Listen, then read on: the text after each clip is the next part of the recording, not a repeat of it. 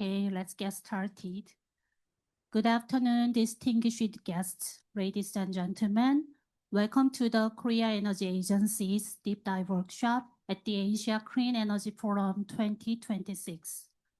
My name is Chaeyeon Lee, Deputy Director at the International Cooperation Division in KEA. And it is my great pleasure to serve as your MC and host for today's workshop. I have been working on international energy cooperation and clean energy ODA programs in KEA, and I have also had the privilege of organizing KEA's Deep Dive Workshop at ASAP in recent years. Based on that experience, I am very pleased to welcome you again today to this important discussion. Today's workshop focuses on the theme AI-enabled solutions and innovative business models for scaling the clean energy transition, lessons from Korea. This theme is closely aligned with ASAP 2026 broader vision of building secure, resilient, and intelligent energy systems across Asia and the Pacific. As the clean energy transition accelerates, artificial intelligence and digital innovation are becoming increasingly important tools for improving system flexibility, enhancing project bankability, and scaling practical solutions on the ground. Today, we will explore Korea's comprehensive approach, ranging from strategic policy frameworks to practical innovations in smart agrivoltaics, virtual power plants, and offshore wind project development. Let me briefly introduce today's program. We will begin with the policy and workshop framing presentation by Dr. Min-young Seo. This will be followed by 3 case presentations from our distinguished sector experts. After that, we will have a moderated Q&A session. With that, let us officially begin our workshop by welcoming our first speaker. To set the strategic stage, our first speaker is Dr. Min-young Seo, Research Fellow at the Korea Energy Economics Institute. Dr. Seo is a distinguished expert in energy security, international cooperation, and clean energy roadmaps. Today, she will outline Korea's latest renewable energy roadmap, including major policy directions and enabling conditions for scaling clean energy innovations. Please join me in welcoming Dr. Seo with a warm round of applause.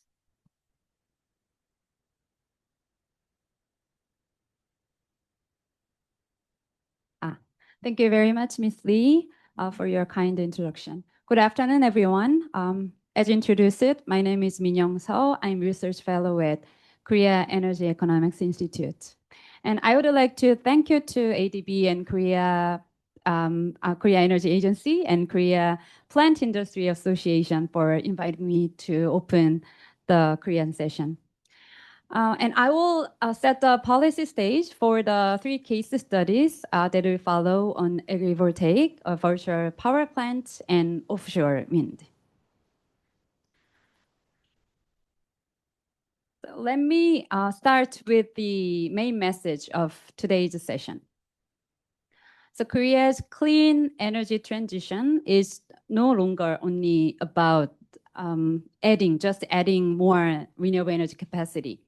It is becoming a system-wide change. So this change needs 3 things to work together. First, distributed renewable energy, and second, AI-enabled grid, and new business models.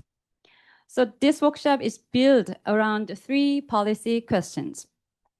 First, how can renewable energy be deployed at scale while also creating local value?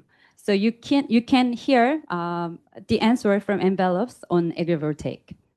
The second, how can distributed energy resources be operated efficiently and flexibly. So East-West Power will show you their AI-enabled virtual power plant. Third, how can large-scale clean energy projects be made bankable? So Daewoo ENC will share their experience on offshore wind. So my role is to give a policy background. So I will explain the conditions that help these solutions move from the pilot project to wider use. So let me begin with Korea's overall policy direction. So Korea is trying to expand renewable energy as a part of its wider plan to cut carbon emissions. There are three main goals. First, Korea wants to expand renewable energy deployment. And second, Korea wants to build a smarter and more flexible power system. And third, Korea wants to strengthen renewable energy industries and supply chains. So renewable energy is not only a climate policy. It is linked to economic growth, regional development, and energy security. But as you know, the targets alone do not create a project. And Korea still faces real challenges like limited land, limited grid, high project costs, and local acceptance issues.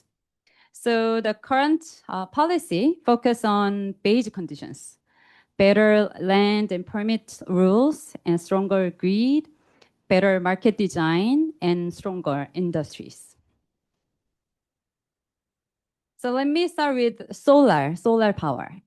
In Korea, large empty land is limited. So solar policy is moving beyond the conventional large sites. The key idea is simple. Solar power should move closer to people's daily spaces. So we are expanding to public sites, to underutilized spaces, and to community-based projects. And we are linking this with local income creation. And the 2026 measures are quite concrete, as you can see the key measures. And the Korean government tried to have more than 500 solar income villages per year across Korea's 38,000 rural villages. So to support this, Korea is expanding finance, linking solar with ESS in grid concentrated area and providing tailored consultation. So important rules are also changing, including separation, distance rules, and agrivoltaic special acts and border zone regulations. So Mr. Sung-yoon from Envelopes will show you in the next presentation how AI-enabled agrivoltaic turn one piece of land into triple value. And next, let me turn to the wind power. Korea is expanded both onshore and offshore wind. So the deployment targets are ambitious, as you can see the deployment target figures in the slide.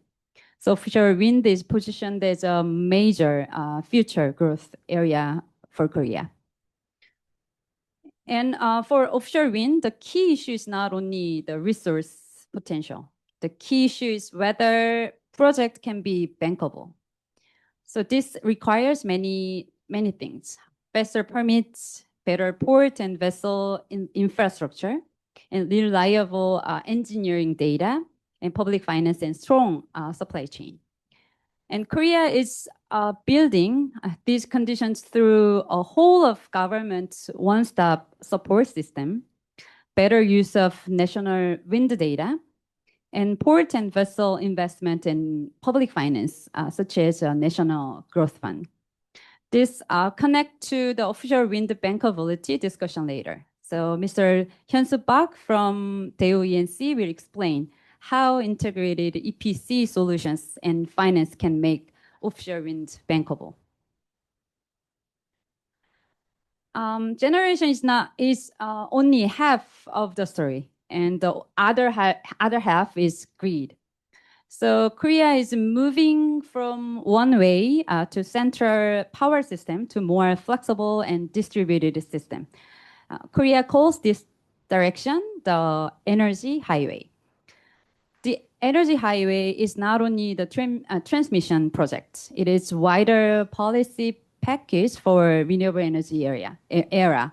So it includes inter-regional transmission, distributed energy system, ESS, grid stabilization, and AI-enabled operation. And one important idea is local production and local consumption. Korea is also using distributed energy specialized zone. So these zones can simplify grid impact reviews, provide incentives, and allow direct power trading. And they can also help move large power demand, such as AI data centers, closer to renewable rich regions. And Korea is also preparing the integrated renewable forecasting and management center and next generation AI distribution management system.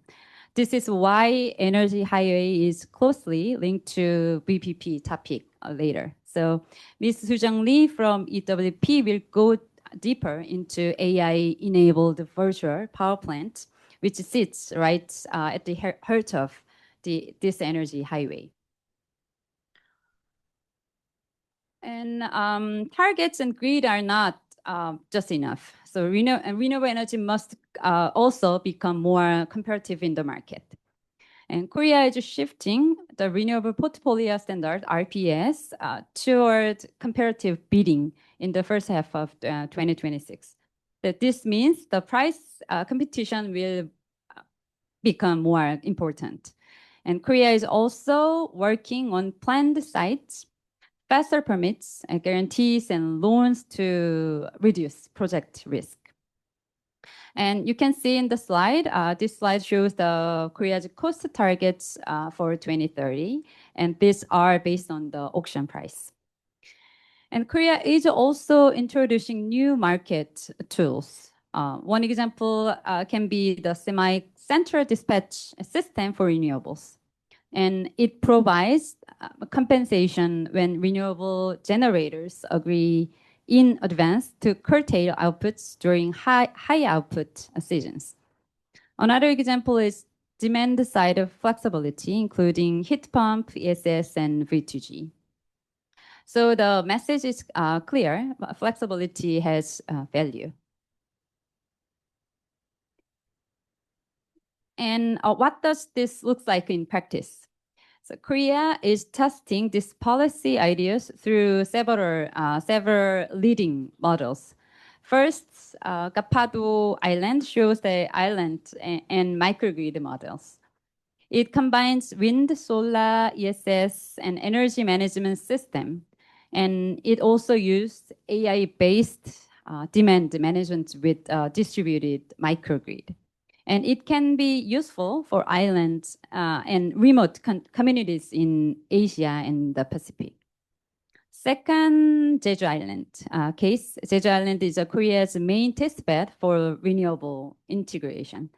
And Jeju is testing V2G, heat pump demand response, renewable bidding markets, long duration BESS, BESS, and vertical solar, floating wind, and grid forming technologies.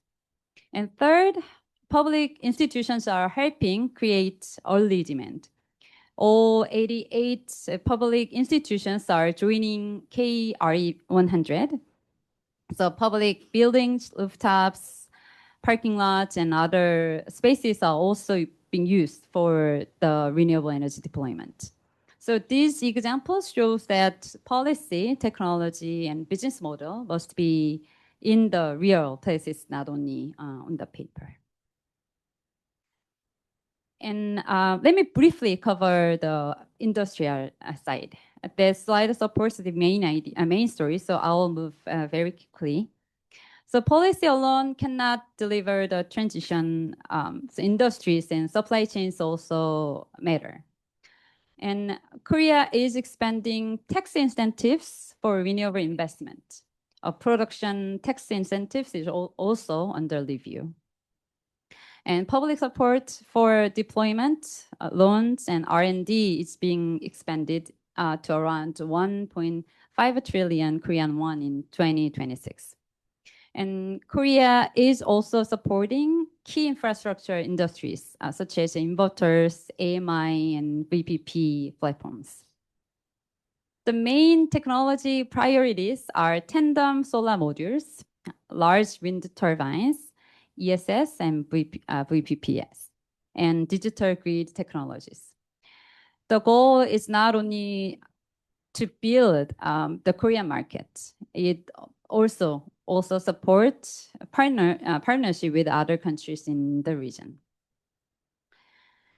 And this is my last slide. Let me close with one main lesson.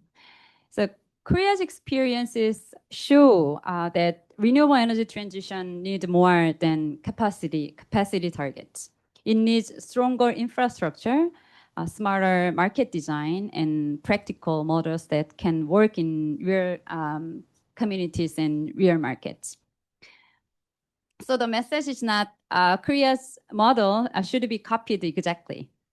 If every country has different resources, institutions, markets, and grid conditions, but the principle is useful for many countries.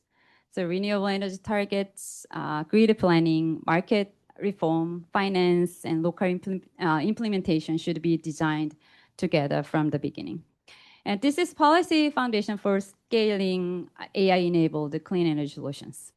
So for agrivoltaics, this means linking energy with rural income and local ownership. So envelopes will show you how agrivoltaic turn one piece of land into triple value. And for VPPs, it means using data and AI to manage distributed energy resources. So EWP will show you how AI-enabled VPPs orchestrated distributed resources. And for offshore wind, it means building confidence for lenders and investors through better engineering, permits, finance, and project delivery. So the ENC will show you how integrated EPC and finance make offshore wind bankable. So together, these are important building blocks for scalable clean energy transition in Asia and the Pacific. Thank you very much for your attention.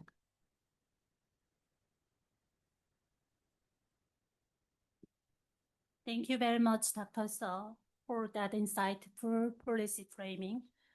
Your presentation clearly showed that scaling clean energy innovation requires more than capacity targets. It also requires enabling policy conditions, market reform, grid infrastructure, and system-level planning. This provides an excellent foundation for our next presentation, which will focus on practical innovation in land use and rural energy solutions. Moving from policy to land use innovation, our next speaker is Mr. Sung Yoon, CEO and founder of Envelopes. Mr. Yoon is a pioneer in climate-resilient agriculture and the developer of the Smart Agrivoltaic Management System. Today, he will share how smart agrivoltaics can contribute to energy generation, agricultural productivity, and rural income creation under the concept of one land, triple value. Please welcome Mr. Sung Yoon with a big round of applause.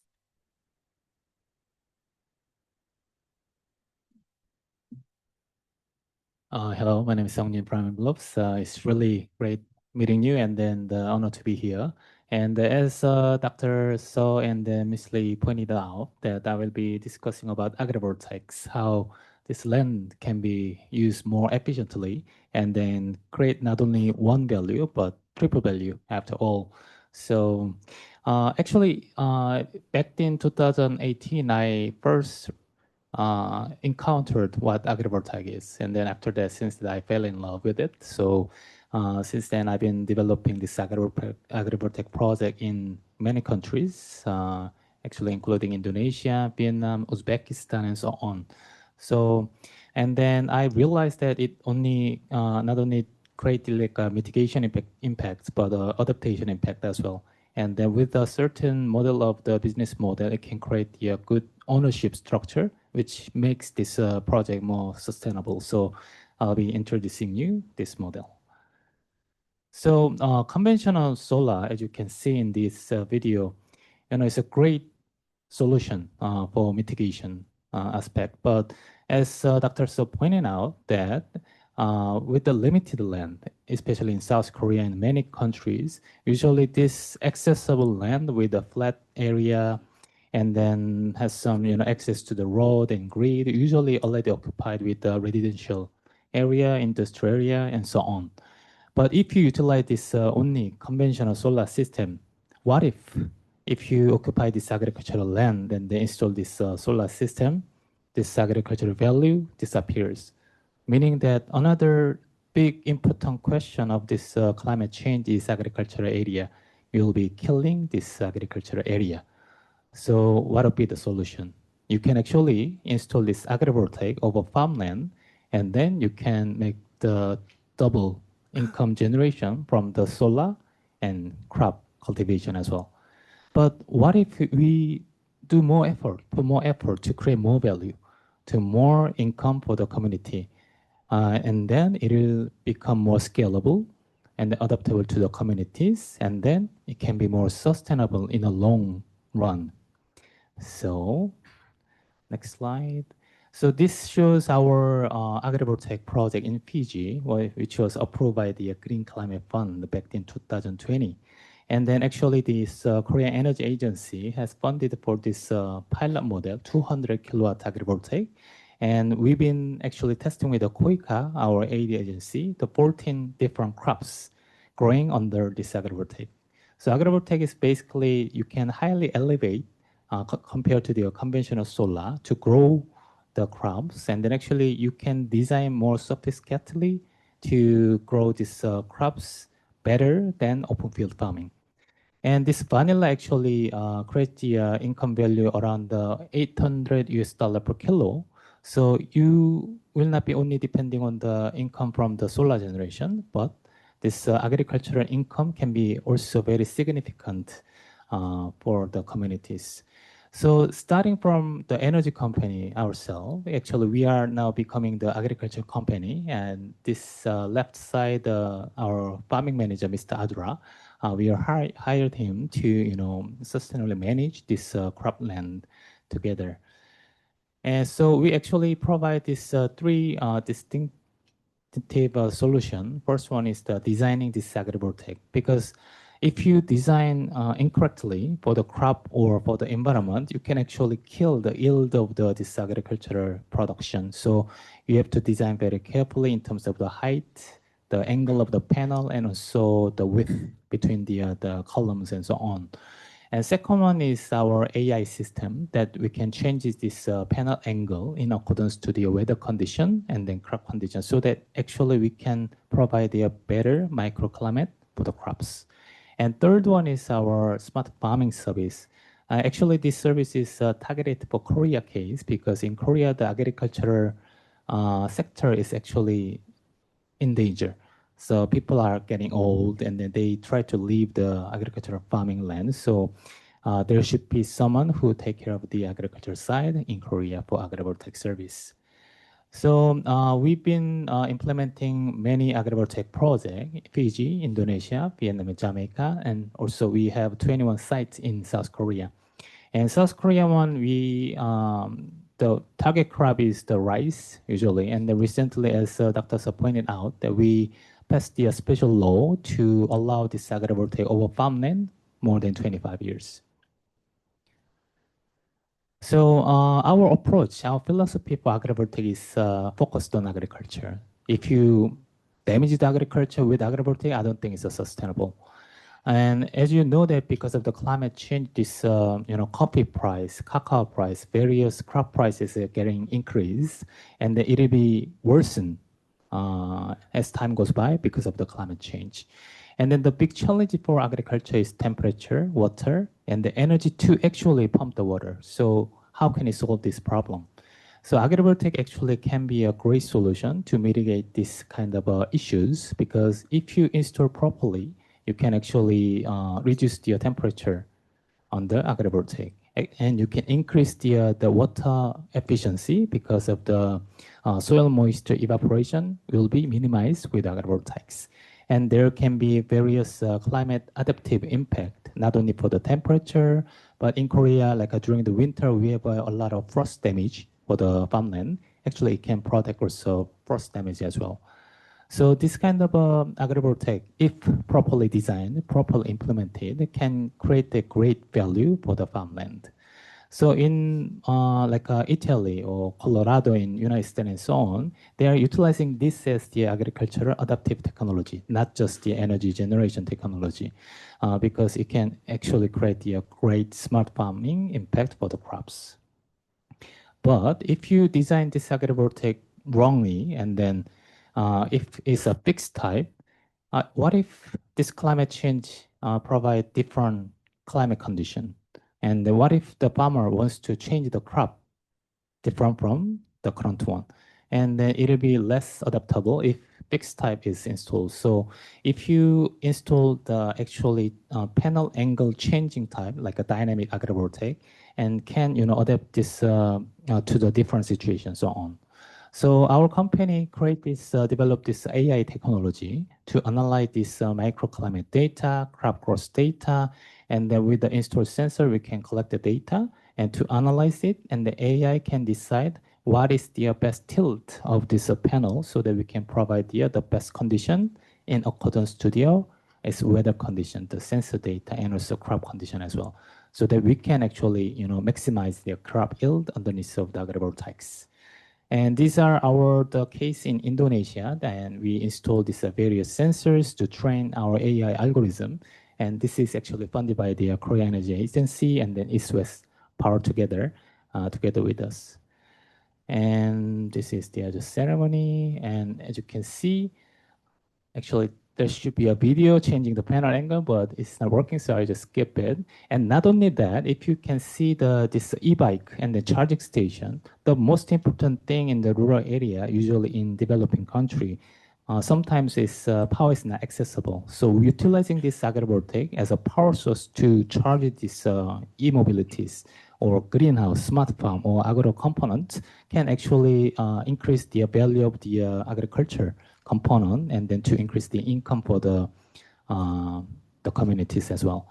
And these are the sensor data we collected in the Indonesia case, and we tested a bin in Indonesia. And the green bar is actually the agrivoltaic yield, and then yellow bar is the open field yield. And you can see that the increase of the yield was by around 100%, which create the great impact. And this is our Vietnam case with the artichoke. And then also artichoke under our agrivoltaic increased the yield by around the triple. And this is our Fiji case. And you can see on the right side, the cucumber, the difference between the under agrivoltaic and then open field shows the great difference.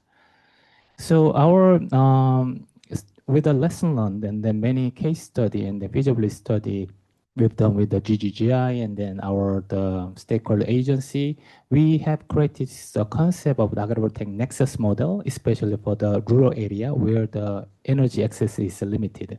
So with agrivoltaic, not only creating this climate adaptive environment on the agrivoltaic, you can utilize this power to supply power to the irrigation, cold storage. Like for example, in Africa, because of there's no energy, no cold storage, you have to throw away around the 40% of the crop production, and you can actually minimize that kind of a loss with this system, and also you can charge the e-mobility and various aspects of the agricultural component.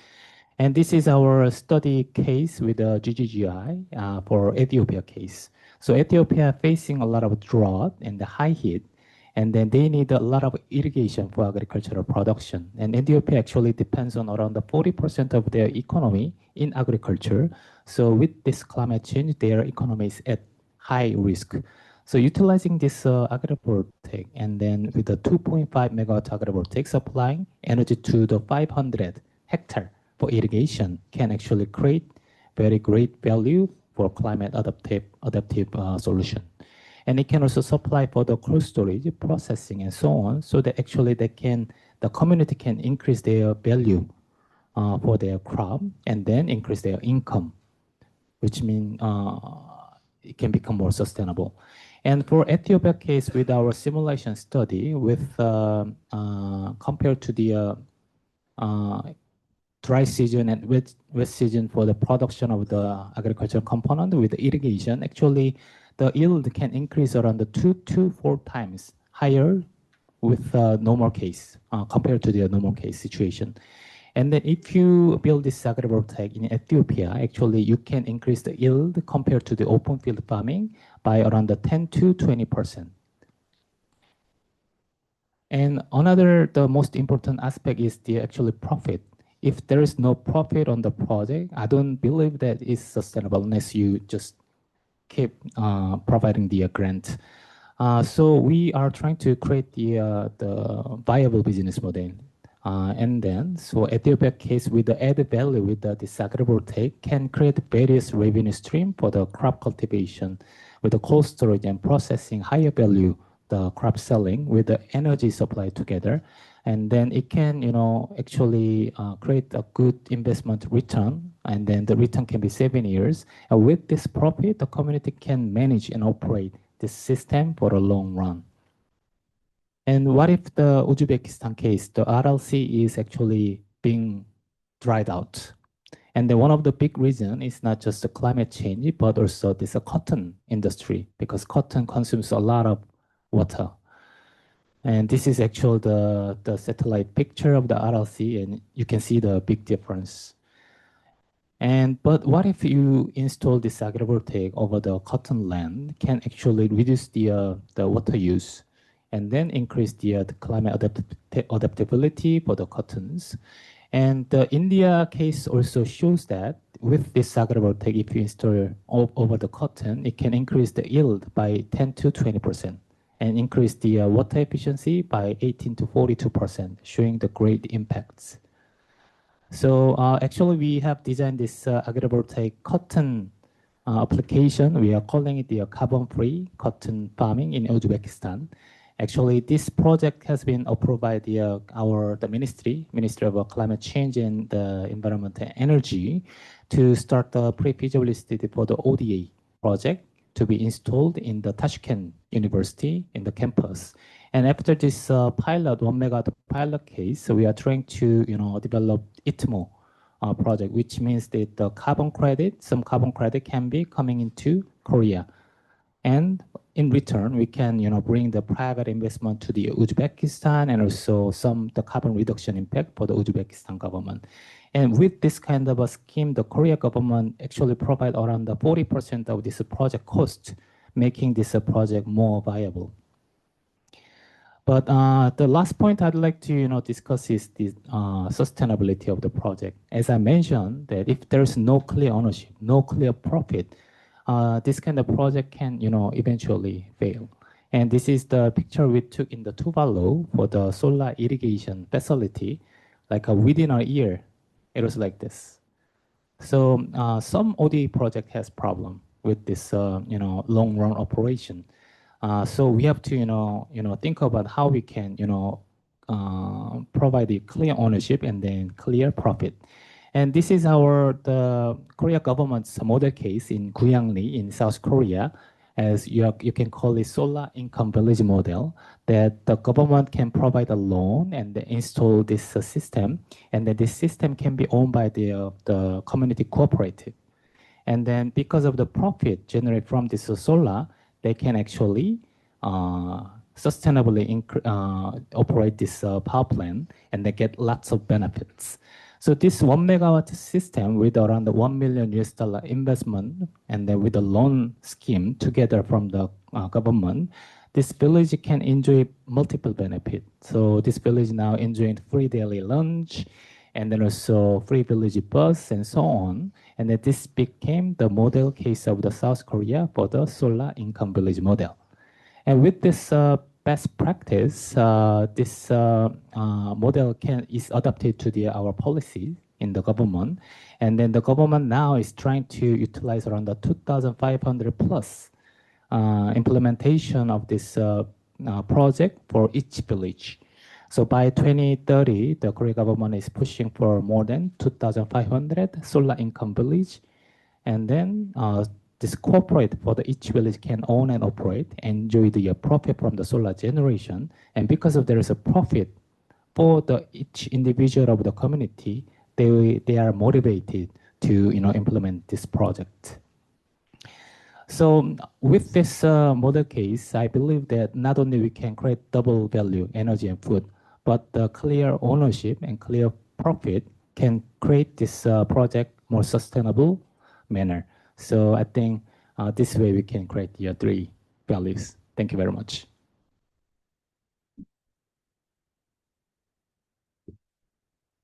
Thank you very much, Mr. Yoon, for that inspiring presentation. Your presentation demonstrated how agrivoltaics can serve not only as a renewable energy solution, but also as a practical model for rural development, climate resilience, and community-based income generation. Now, let us move from distributed generation at the local level to how these distributed resources can be managed intelligently within the power system. Our third speaker is Ms. Soo-Jung Lee, Assistant Manager at Korea East West Power. Ms. Lee works at the forefront of AI-based innovation for distributed energy systems and advanced grid management. Today, she will introduce EWP's AI strategy for virtual power plants, including forecasting, automated bidding, and flexibility solutions. Please welcome Ms. Soo-Jung Lee with a big round of applause.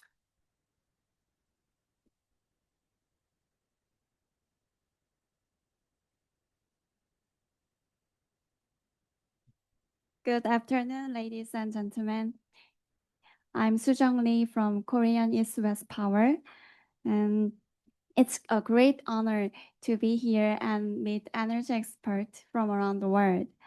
And before joining EWP, actually I worked as an IT developer in SK Group, but as the energy transition accelerated, I realized that the convergence of AI and industry electricity system is really important thing. So that's why I joined the EWP. And today I will introduce about the virtual power plant of EWP and to optimize distributed resources and make the grid stable.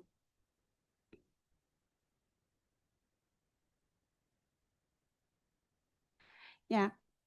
For those unfamiliar with EWP, here is a simple way to understand. We are responsible for generating 10% of Korean electricity. And if you turn on a laptop in Korea, one times of 10, you will use the electricity from my companies. And at the same time, we are rapidly transforming our portfolio to renewable energy. And by 2004, first, we will increase the renewable energy to 44%. And second, we will reduce the greenhouse gas emission by 78%. And third, within this transition, we are focused on embedding the AI technologies across the entire business. And as you can see on the right picture, we also include the solar energy, hydrogen fuel cell, and ESS, and smart energy platform. And today, I will introduce main 4 topics. And first, the transition of the power market in Korea, the combination of day-ahead market and real-time market. And second, the ecosystem of VPP and the structure and aggregation of VPP. And third, the AI technologies in VPP platform, including SMP prediction or forecasting. And finally, I will introduce the real-world project we are doing. And okay, the transition of power market structure. Korea is undergoing the major transition in power market. Traditionally, the power market operated mainly through day-ahead market. However, as the renewable energy increased, the structure is no longer sufficient. Because the renewable energy heavily depends on the weather condition, so the uncertainty has increased significantly. So please look at the picture on the right side. It's known for the curve, and during the daytime, the solar generation is highly increased. During the net demand is decreased. And after sunset, the solar demand, solar generation has sharply decreased, and however, the demand is highly increased. So this steep evening ramp creates an operational challenges in grid. So to address this issue, Korea is introducing the real-time market based on 15 minutes. And this allows the flexible resources such as ESS, DRs, respond much quickly, and it can make the grid condition more stable. And this is the difference between day-ahead market and real-time market. And first, the primary goal is different. Day-ahead market is for the sufficient unit and commitment and scheduling. And for the real-time market is aims to balance the supply demand in real time. And also the trading unit is different. For day-ahead market is 1 hour based on 1 hour, and the real-time market is based on 15 minutes. And also the execution cycle is different. We need to submit the operation schedule before 1 day and once per day for day-ahead market.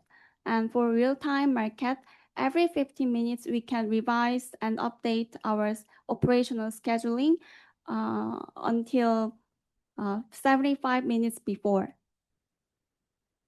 Therefore, if the actual generation significantly deviates from the plan, we get imbalance penalty. So therefore, accurate forecasting and operation have become essential capabilities. And this is where exactly the VPP needs.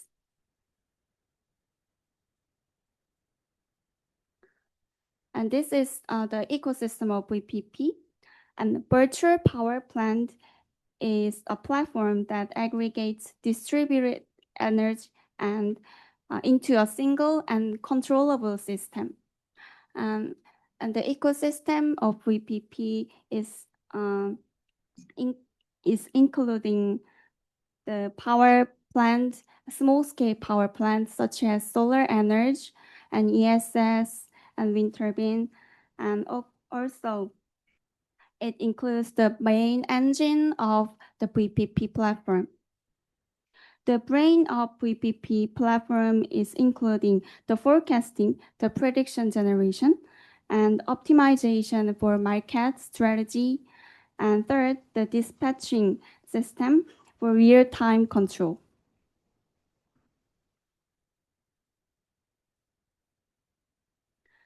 Okay, now I would like to introduce the core AI technologies behind our VPP. One of the biggest challenges in renewable energy is forecasting uncertainty. So at EWP, we developed our own big data platform for renewable forecasting. We collect and process weather data from the multiple domestic and international institutions, and also using AI and machine learning algorithms such as XGBoost or skitlearn. We predict solar irradiance and generation output. And as a result, we achieved highly accurate forecasting of 4.0% for error rate. And in national level, we achieved 2.8% error rate. And also, forecasting power generation alone is not enough. We need to combine the renewable forecasting with SMP prediction. In collaboration with academia, we are developing algorithm for SMP prediction in Jeju Island to predict SMP.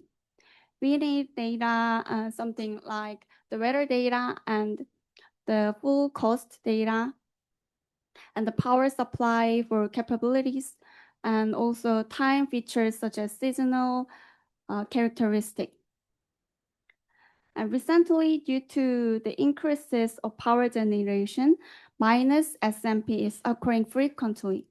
So, and we are developing algorithm for minus SMP, but there are no many cases for targeting Jeju Island and minus SMP.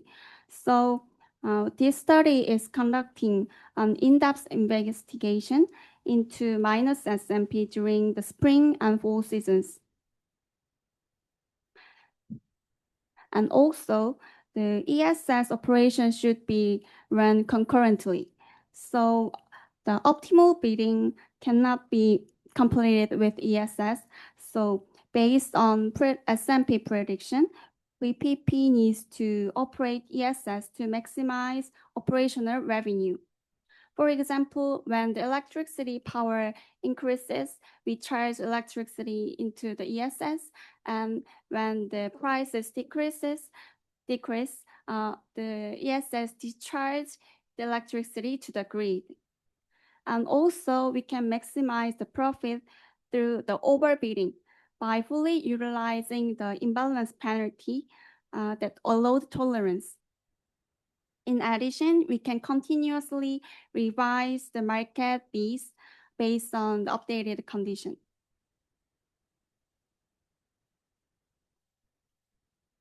And also, we use the predictive maintenance and equipment diagnosis. For solar energy, we compare the predictive generation with the actual generation for monitor abnormalities. And for wind turbine, we use the digital twin solutions for monitoring and the prediction of generation. Using the predictive maintenance, we can detect the issue before the failure and also optimize the maintenance schedule. And actually, it is not directly included in VPP platform, but it helps the VPP operate well. And now I will introduce the real-world project in Korea. And there are two things. First is Jeju Island bidding pilot project, and second one is semi-central dispatch market in Honam region in mainland. For Jeju bidding pilot project, it started from the 2024 September, and semi-central dispatch market is started from 2026, and it only operates in spring and fall season when the penetration is really high. We are operating integrated resources such as 1.1 megawatt renewable resource plus 1 megawatt ESS in Jeju Island. Also, we gathered the external solar energy, and we are participating in semi-central dispatch market. And these are key operating strategy. First, we use ESS integrated solar PV operation based on the time and charging during the daytime and discharge the evening time. And second, we comply the curtailment actively and to minimize imbalance penalty. And third, we continuously revise bidding by considering the real-time condition. As a result, we increased the 11% of profit has increased to the through the VPP platform, and we get 2% of imbalance penalty of entire profit. And we continuously trying to predict, trying to increase the accuracy of prediction. And this is the screenshot for VPP platform. On the right side, it's the prediction model and accuracy of model. And on the right side, this is operating schedule. And the red one, the red zone is real-time dispatch from the Korean Power Exchange.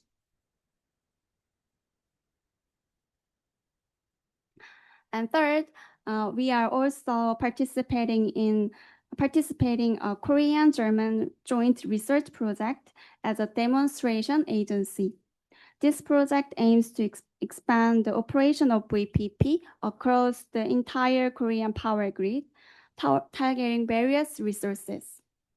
KPX, KIER, and 6Hertz are participating this project, and German Fraunhofer participate as an adversary agency. And EWP will develop a platform and conduct demonstration targeting the various distributed resources. And we will make VPP configuring 150 megawatts of resources, including 5 types, including solar and V2G, biomass, and wind turbine, ESS. And the real-time power generation from these resources collected from the ITU in remote site. And also we process and collect this data to EWP big data platform. And the weather data is collected from the external source to forecast power generation. And based on this, we submit the operational schedule to KPX. In addition, based on the bidding result, real-time dispatch introductions are received from the KPX.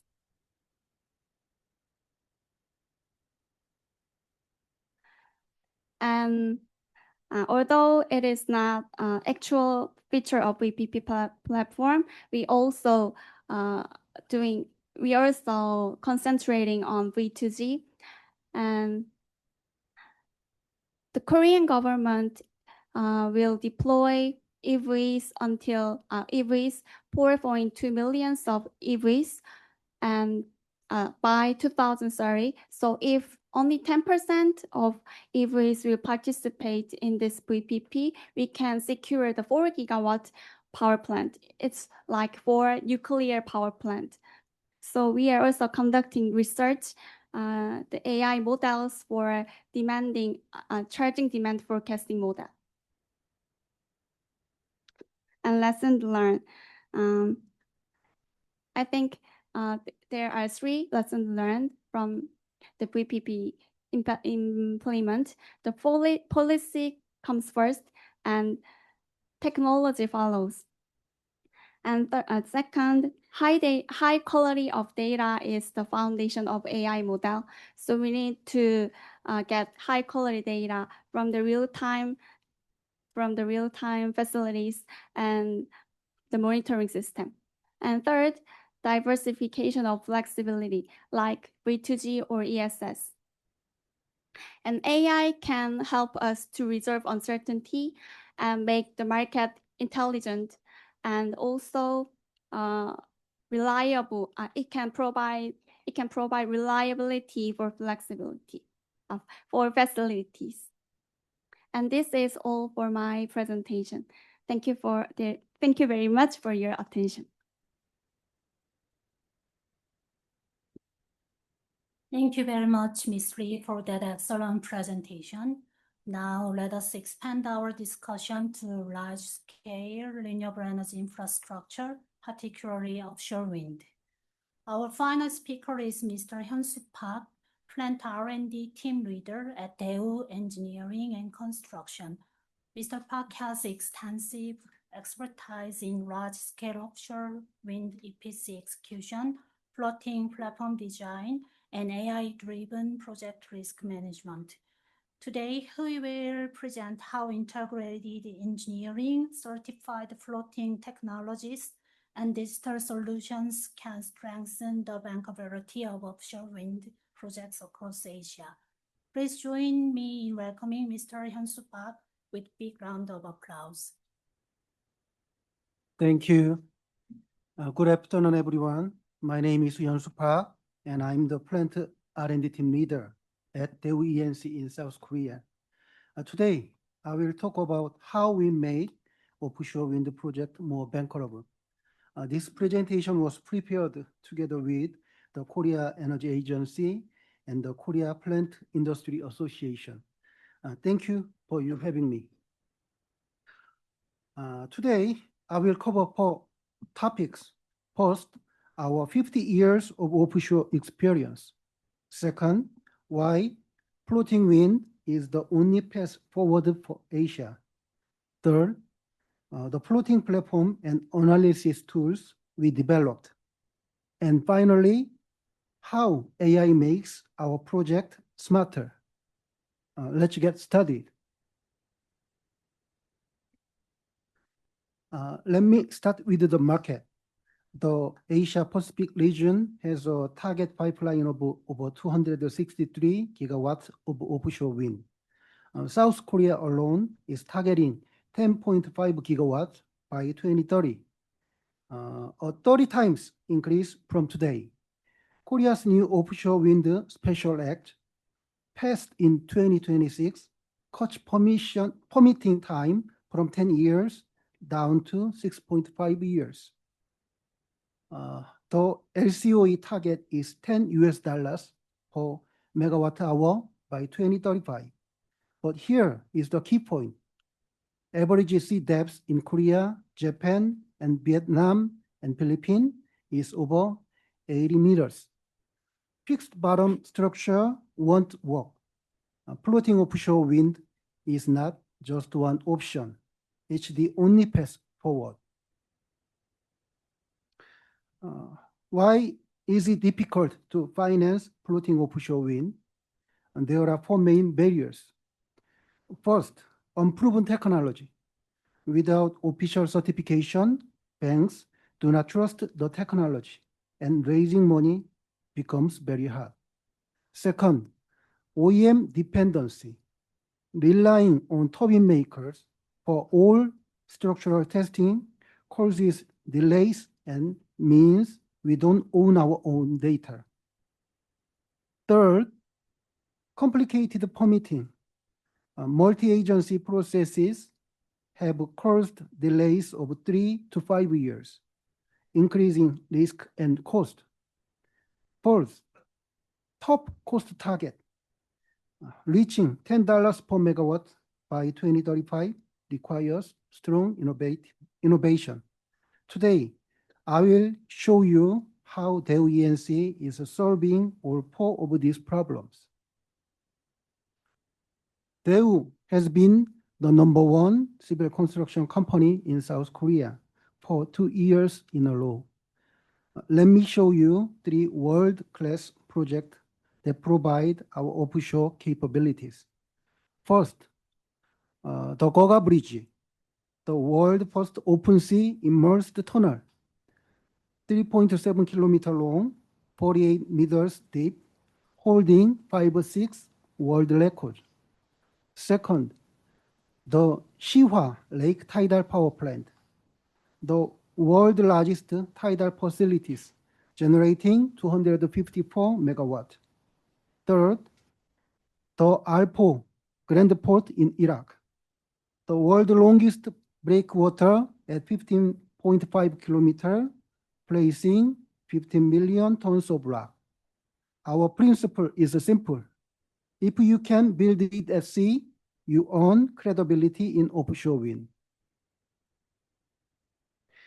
Daewoo is evolving from a marine construction company into a full integrated offshore wind developer, handling everything from planning and designing to construction and operating. Our completed project, the Yeongwol Eco Wind, has 46 megawatt capacity from 11 turbines built between 2021 and 2023, producing 88 gigawatts hour per year at a cost of $82 million. We have two active projects, the Gurupdo project at 250 megawatt and $1.36 billion, and the Gunsan project at 96 megawatt, targeting full construction by end of 2027. Our growth strategy follows 3 steps, what we call the oceanic blueprint. Step 1, build the base. At Yeongwol, we proved we can install turbine and connect to the grid. Step 2, work together.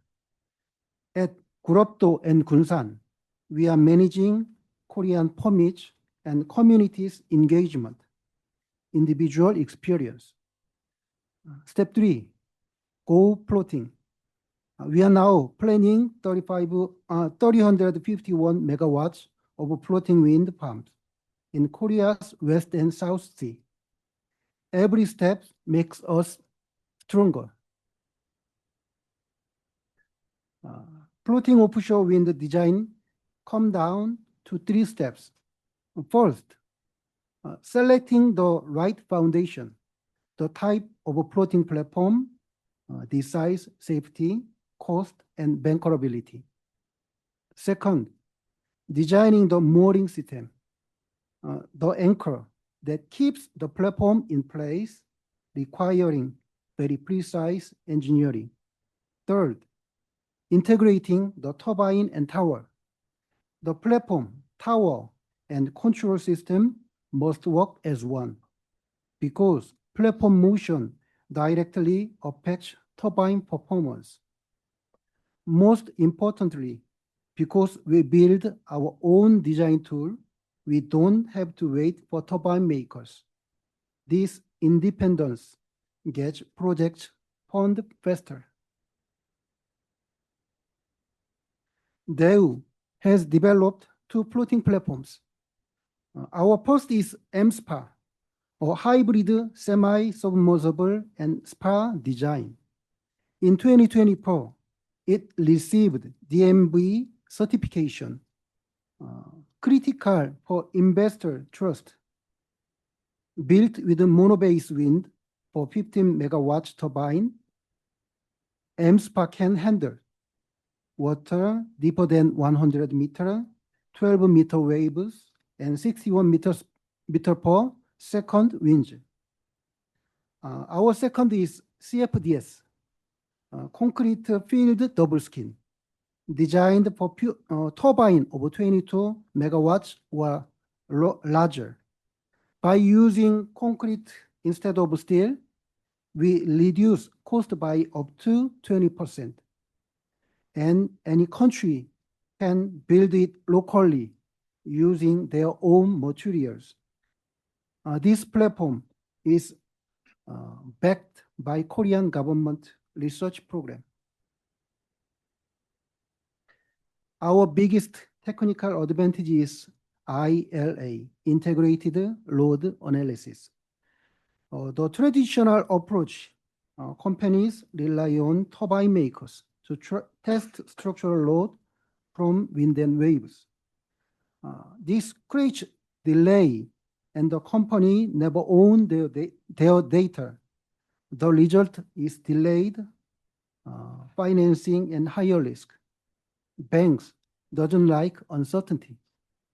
Our approach, we perform all structural analysis in-house using OpenFAST and OrcaFlex, industry-leading engineering tools. We are fully independent. This saves time, reduces risk, and gives investors the confidence to commit. We call our business model the 4-layer vertical integrated model. It covers the full project life cycle. Layer 1, develop fast permitting under Korea Offshore Wind Special Act and direct community engagement. Layer 2, engineer our own MSPA and CFDS platform backed by 100% in-house structural analysis. Layer 3, install, applying deep sea construction skills from Goga Bridge and Alpo to install turbine using WTIB vessel. Layer 4, operate. Over 25 years of operation experience at Siwa, the world's largest tidal power plant. These 4 layers deliver a complete bankable offshore wind solution. Our technology is designed to scale across Asia and Pacific. The key is the technology transfer advantage of our CFDS platform. As I mentioned, CFDS is built with local concrete, meaning every country can manufacture it using their domestic materials. This solves the regional steel shortage problem and creates local green jobs. The capabilities we developed in Korea are directly transferable to help all over Asia reach its clean energy goals. Now, let's talk about AI. Daewoo has developed 5 AI tools for construction. First, Barodab AI. Barodab AI is smart document reviewing using lag technology for compliance checking. Second, Baroletter AI, a writing assistant for professional email and technical documents. Third, Baro Translation AI, a translation that preserve industry terminology and file layouts. Fourth, DIDIT. It reads engineering blueprint and automatically extract key symbols. Last, preprocessors organize complex documents, table, and images into clean, usable data. All 5 tools are in-house and connected by our agentic layer, a system that think, plan, and verify its work, just like a real engineer. The results are clear. Our AI tool have saved $10 million across 17 projects, and a total of 18 months of work time. These are not estimates. They are proven number from real project. AI is already changing how we build. Let me close our formula for bankability. 3 pillars I mentioned. Certified technology. We have DNV certification plus 100% in-house structural analysis. Pillar 2, marine heritages. We have 50 years of world record offshore project. It means we know how to in deep water, significantly reducing installation risk. Last, AI edge. Our AI tools prevent costly mistakes, keep budgets on track, and improve quality control throughout construction. Daewoo E&C doesn't just build offshore wind farm. We develop, engineer, install, and operate them end-to-end. Thank you very much for your attention. I look forward to your question. Thank you. Thank you very much, Mr. Park, for your excellent presentation. We have now heard all 4 presentations. As the coordinator of this workshop, I believe these presentations show that clean energy transition is not driven by isolated technology alone. It requires a comprehensive ecosystem of policy, business model, digital innovation, and implementation capacity. To bring these 4 perspectives together into a deeper discussion, we will now open our moderated Q&A session. I would like to invite Dr. Min-Young Seo to lead the expert panel discussion. Dr. Seo, the floor is yours. Thank you, Ms. Lee, and thank you very much for all speakers. We have heard 4 connected perspectives today. So Korea's policy foundation for renewable energy and AI-enabled agrivoltaic and AI-based virtual power plant and offshore wind EPC AI tools and bankability. And we now have time for Q&A. So I would like to invite questions from the floor. So if you have any questions, please use sending microphone in the hall. Yes. And please introduce yourself and organization if possible, and let me know which speaker your question is directed to. Thank you. Yeah. Thank you very much. Self-introduction, I'm Yongping Zhai, former ADB staff and now working in Tencent, which is a technology company in China. My question will be addressed, maybe you, first speaker. 3 questions. One is, I realized that for solar PV, you have a target of bringing the levelized cost of PV to 100 Korean won, right? And I calculated it's about 7 cents per kilowatt hour. It's maybe okay, generally okay, but recently, International Renewable Energy Agency introduced a new concept of firm levelized cost of electricity.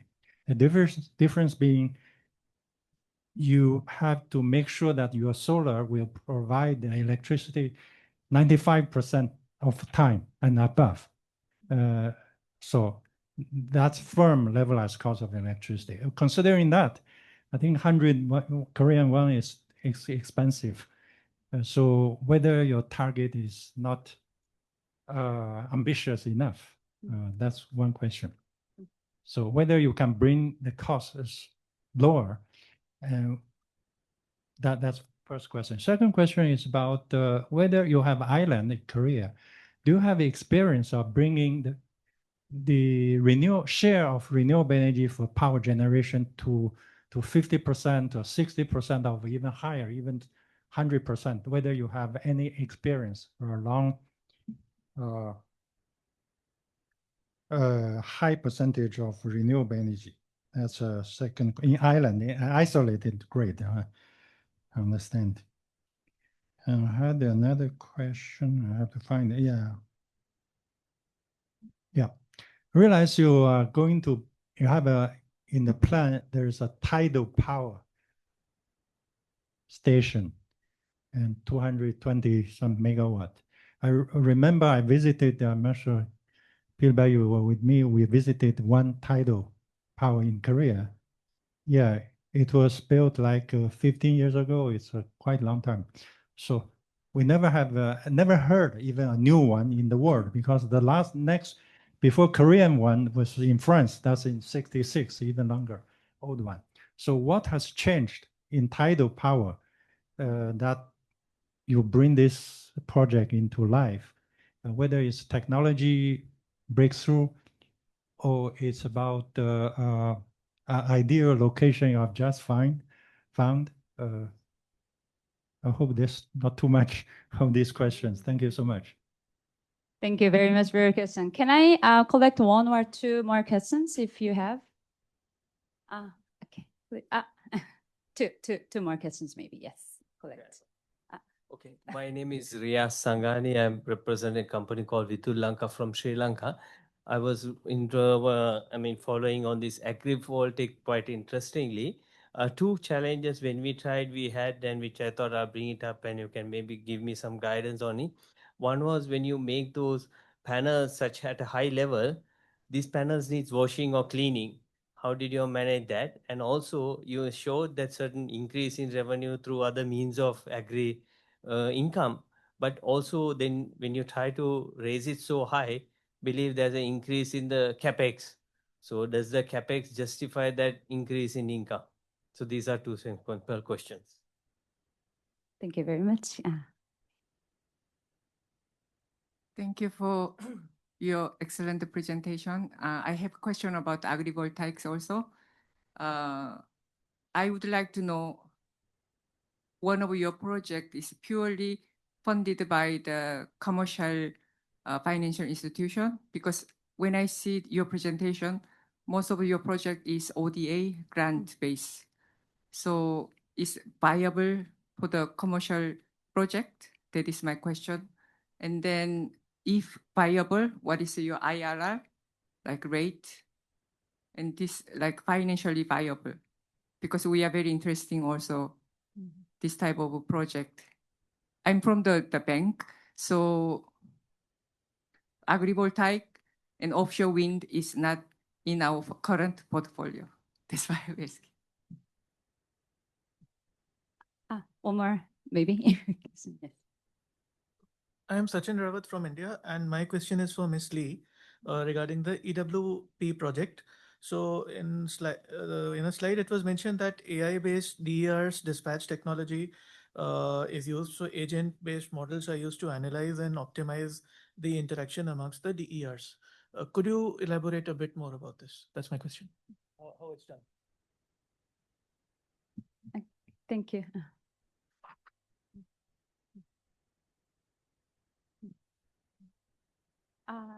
Maybe we can start another round. Okay. So let me first answer your question. If my question is not enough, I can provide your answers by email. But I think you're asking about the solar PV, the competitiveness and the key. Korea's solar PV currently sits around Korean won 150 Korean won per kilowatt hour, and the government on the document acknowledged that solar remain more expensive than fossil fuel, unlike global trends where solar has already become the cheapest source of electricity in many markets. But the key reason of the lack of economies of scale in Korea, limited land availability, and regulatory concentration, that kind of thing. So Korea has a concrete plan to close this gap by 2030, driven by 4 layers, like competitive auctions that I said, and planned site sitting, and supply chain development and technology advancement. So the bottom line is this: solar PV in Korea not yet price comparative today, but the trajectory is credible if the policy reform and implemented as planned. So the biggest risk are grid constraint and where the supply chain can scale fast enough to hit 2030 targets. And you talk about the tidal wave. So I'm not familiar with the wave energy Korea still at the, I think it's a, yeah, early research. Maybe you can, yes, you can answer that. Yes, thank you for asking me about tidal energy. As you mentioned, and I presented, the Shiwa tidal power plant is the last world record tidal plant. Unfortunately, there is no other tidal plant after that. After the Shiwa tidal plant was built, South Korea has not been able to move forward with the new tidal energy project. The main reasons are environmental concerns and opposition from local fishermen. I think many tidal power plants around the world face the same challenges. Shiwa was a special case. It had two strong reasons to move forward: cleaning up the polluted Lake Shiwa and producing clean energy at the same time. That combination made it easier to get public support. Korea has some of the biggest tidal regions in the world, which means there is still a lot of untapped potential. I hope our company will get the chance to develop new tidal energy project here someday. Thank you. Very much. Maybe Mr. Yoon, could you answer the question? Thank you. Yes. For the Sri Lanka case, you mentioned that there is the challenge of panel cleaning, and then also increase of the capex of the agrivoltaic system. Actually, also, I myself had the experience of cleaning the panel myself, and then it's quite difficult doing by hand. And then if this agrivoltaic, installed more than 3 meters high, it will be impossible for, just on the ground cleaning. So for agrivoltaic case, depending on the scale of the project, so if it's like a less than 4 megawatts or something like that, actually you can use the like a scaffolding, cherry picker, or other manual pole to clean the panel. But if it's like a big scale agrivoltaic, more than maybe 10 mega or something like that, you have to use the drone. Or you can secondly utilize some robot attached to the array of the panel so that it can clean throughout the array. So that kinds of a solution should be adapted together for the cleaning the agrivoltaic. But of course, it can increase the OPEX of the project. So we have to carefully analyze and select the best method. But our Fiji case, actually, it doesn't have that much of the dust or the bird poop or something like that. So in the case, usually this rain is naturally cleaning the solar panel. But I'm not sure about the Sri Lanka case, what kinds of environment there for the panel cleaning. So that would be my answer from my experience. And for the capex increase, of course, the agrivoltaic compared to the conventional solar power plant, around the capex is 1.2 to 1.5 times higher than the normal conventional power plant. So in case of the South Korea, because of the tariff is quite attractive, the payback period installing this agrivoltaic with a higher capex is around 7 to 8 years, which is a bankable scenario. But like some other country, the tariff is a lot lower, so you have to actually, find out other income or other incentive, REC or the RPS or something like that. Or agrivoltaic can have a farming together with the high value crops such as the vanilla, cocoa, and so on. So that kind of a combined revenue impact may create this bankability of the project. So this kind of, I think, design should be there. And for the other question from ADB is that the bankability. So if one of our project is Fiji project is a 4 megawatt agrivoltaic project that is a commercially invested project with a private party. With the 4 megawatts, actually with a good attractive tariff from the Energy Fiji Limited, we will be able to find out the bankability of the project with the IRR around the 12%, and then with the equity IRR around the 15%. So which was quite okay. But behind of it, there is the support from our government. So with agrivoltaic integration in the small island called Ovalau, we need a battery energy storage system. But if we combine this capex with the battery together, this project will not be bankable at all. So this battery is now supported by our aid agency. So that was the story behind.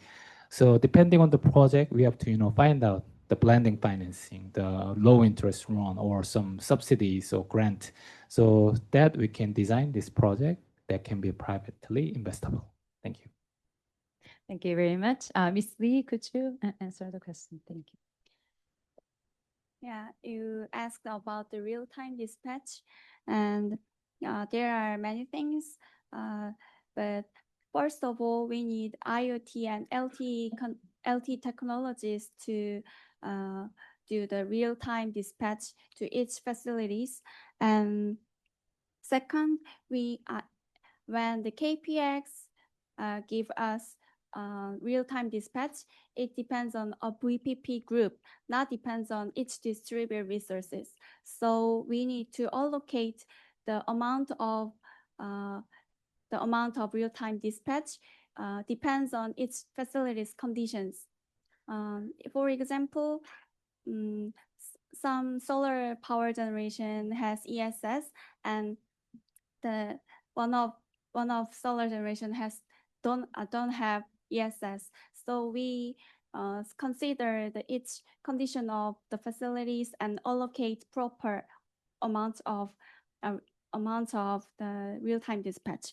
And third, we can use the flexible resources in unpredictable variability. So we can use ESS or V2G, something like flexible resources for unpredictable condition. Yeah.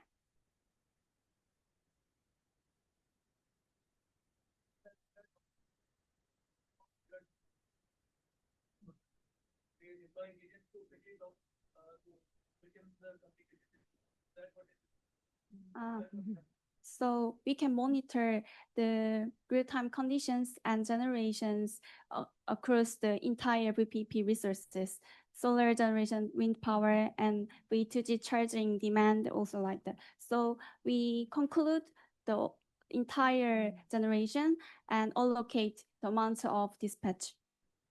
Thank you very much.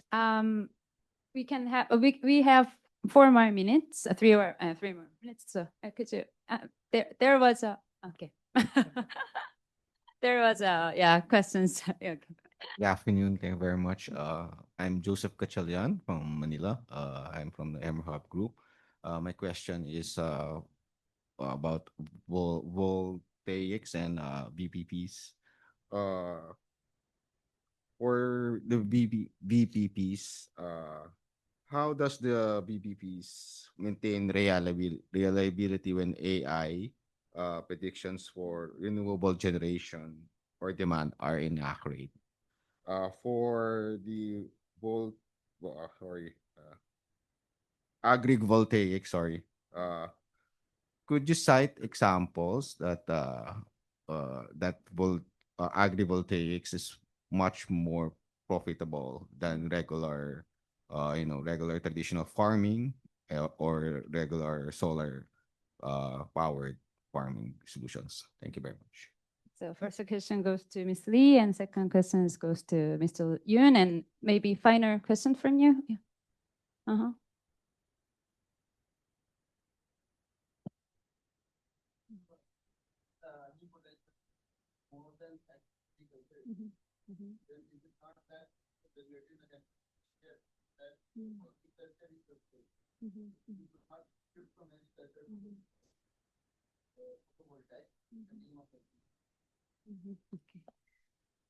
So maybe Ms. Lee, are you ready? Okay. So you asked about how to predict the renewable energy generation. For solar energy, first we gather the weather data from Korean Meteorological Administration and the international institution like GFS, NOAA, American institution, or the ECMWF weather data from European. And we collect the data and process in our big data platform. And with the machine learning algorithm like XGBoost or scikit-learn, we predicted power generation. And before predict power generation, we also need the solar irradiance. Solar irradiance is the most important thing to predict renewable energy generation. But there is some functions for the solar irradiance who already studied. So we use these functions, and with weather data, we finally make the prediction of renewable energy generation. Okay, Mr. Nguyen. Thank you for the question. For example of the profitable analysis from the regular farming for the agrivoltaic is that, for example, in Korea case, if you are the rice farmer for around 800 around the 1,200 square meter land, you will earn around the $2,000 per year. That's the profit you'll be having. But if you install the agrivoltaic with the additional income from the solar generation, you can enjoy around the $10,000 per year. So your profit will increase a lot in case of the Korea. And for Fiji case, if you just do the normal solar generation in Fiji, the profit solar generation in Fiji, actually the Fiji government restricts the solar penetration without the battery. So you have to combine with the battery together. But to meet the profit viability for the project, you actually cannot survive with a single source of the income from the solar generation. So adding this agricultural value like vanilla, cassava, ginger, it can make the project viable. So that kinds of analysis should be there. And then the other question about the just name of the agrivoltaic should not be just the agrivoltaic of the farmland. It should actually create the great impact for the farm. I agree. So I will tell you some example of the regulation case study.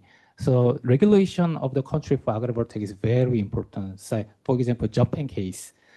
Japan actually adopted this agrivoltaic regulation that allows any agrivoltaic that decrease the yield less than 20%. So what happened in Japan is that the farmer and the developer solar power company, they just adopted the crop that likes the shading.